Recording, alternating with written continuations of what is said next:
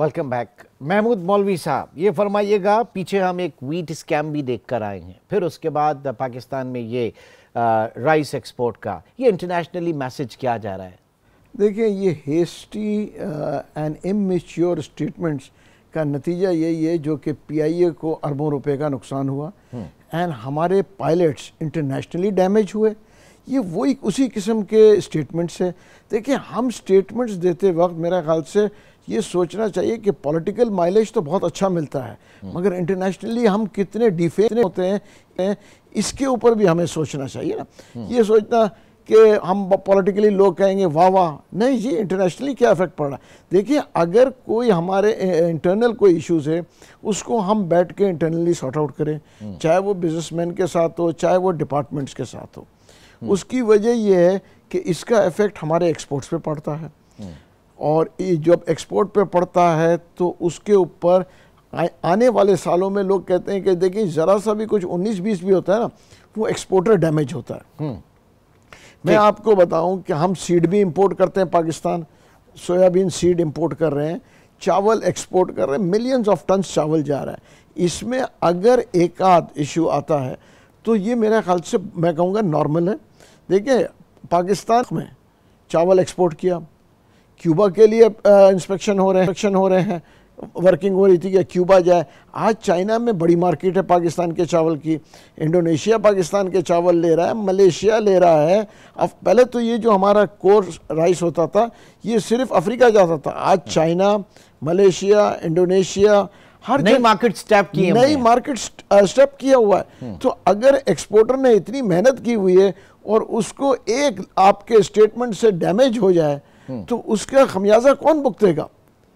देखिए, मेरा कहना है कि टेक्नोक्रेट्स को ऑन बोर्ड लेके फिर आप स्टेटमेंट्स दें भी हो। इट कैन बी एनीबडी, चाहे इट इज द मिनिस्टर और it's the prime minister. He has to take people in confidence before giving statements for international media. ठीक, तस्नीम साहब, कैपेसिटी कंस्ट्रेंट की भी बड़ी बात होती है, ये फरमाइएगा इस पूरे केस में कितना अब आप समझ रहे हैं कि इसको सही डिपार्टमेंट की तरफ नहीं किया गया, क्योंकि लैक ऑफ टेक्निकल नॉलेज और जो right man for the right job, ये बड़े इश्यूज हैं।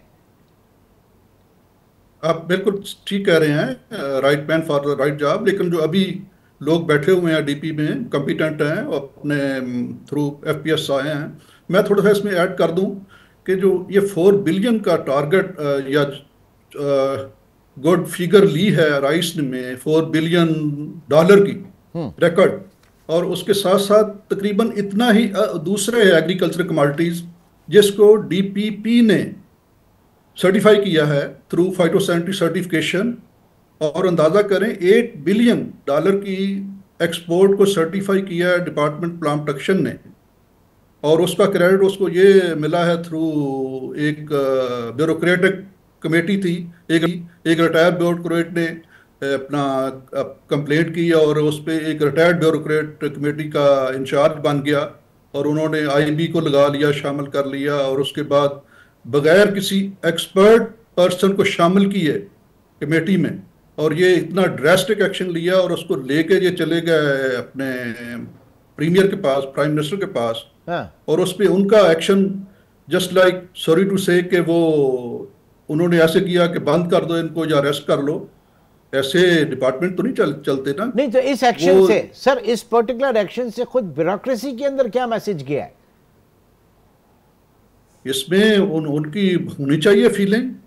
मैं डायरेक्टली तो नहीं कह सकता कि उन्होंने ये क्यों किया, नहीं करना चाहिए था। ये हो सकता है उनकी आफ्टर थॉट हो कोई कि एक ड्रेस के एफआईए लोगों के घरों में छलांगे मार रही है, जा रही है, उठा रही है टेक्निकल लोगों को, और कई को तो मैं जानता हूं बड़े जेंटलमैन जिन्होंने ये सर्टिफाई की हुई चीजें फाइटोसैनिटरी के रेफरेंस से और एडिशन टू फूड सेफ्टी के रेफरेंस से भी, ये बदकिस्मती ये नहीं होना चाहिए था। अच्छा सर, ये कहा जाता है कि 23 अगस्त 2024 को वफाकी हुकूमत ने एसआरओ के थ्रू जो डीपीपी है इसको एमआरएल यानी मैक्सिमम रेजिड्यू लेवल जो है इसके जांचने का इख्तियार दिया, ताहम एक्सपोर्टर्स ने इसकी मुखालफत की और एसजीएस यानी थर्ड पार्टी जो वेरिफिकेशन है उसको तरजीह दी गई कि उनकी रिपोर्ट्स जो हैं वो आगे बढ़ाए। तो क्या इस डिपार्टमेंट में किस हद तक कैपेसिटी कंस्ट्रेन है, इसको क्या किया जाना चाहिए आइडियली कि जिस पे आप बुक कर रहे हैं कम से कम वो काम तो उसको करना आना चाहिए, इतनी कैपेसिटी है उसके पास? मैं इमरान वही अर्ज करूँ ना कि ये कैपेसिटी नहीं है, फूड सेफ्टी की कैपेसिटी डिपार्टमेंट प्लांट प्रोटेक्शन की नहीं है, जैसे मैंने पहले अर्ज किया।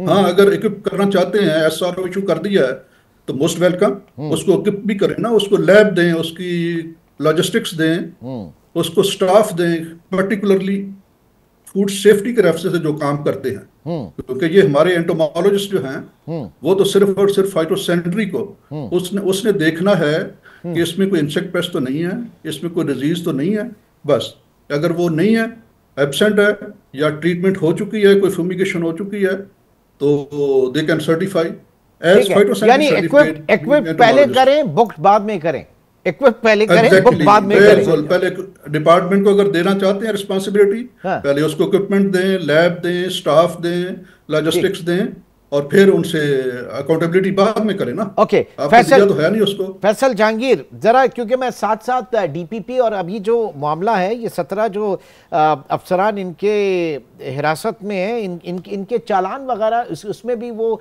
जो इंक्वायरी स्टेटमेंट है वो शामिल नहीं हुआ, क्योंकि इसमें जो पर्चे काटे गए हैं वो section 406 criminal breach of trust है, फिर सेक्शन 420 420 फ्रॉड का है, फिर 468 और 471 जालसाजी का है।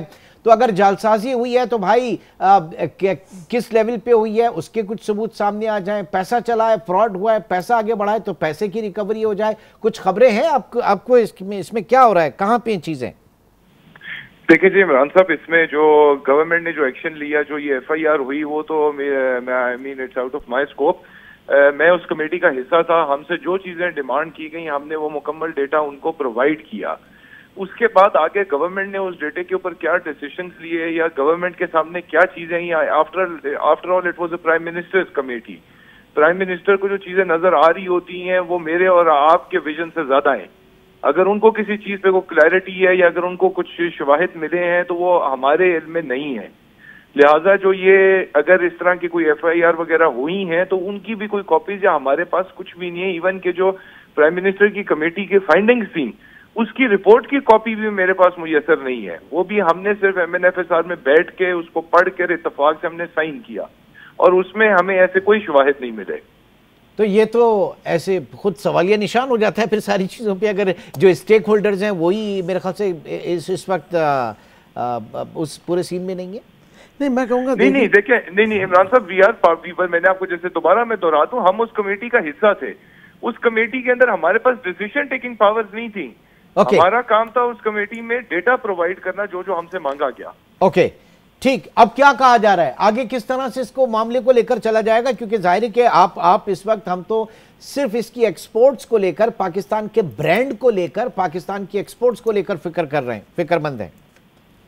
देखिए इमरान साहब, इसमें the best way forward is number 1 जो DPP के करेक्टिव मेजर्स हैं, जिसमें सबसे पहले कैपेसिटी बिल्डिंग है। आपके जो दुनिया में बाकी आपके हमसाए ममालिक अगर देखे जाएं, ईरान है, ईरान में उनके NPPO के अंडर 1850 आदमी काम कर रहे हैं, इंडिया में 5600 काम कर रहे हैं, UK जैसे मुल्क में कि जहां पर सैलरीज आर वेरी हाई, वहां पर 850 बंदों का अमला है उनके NPPO का।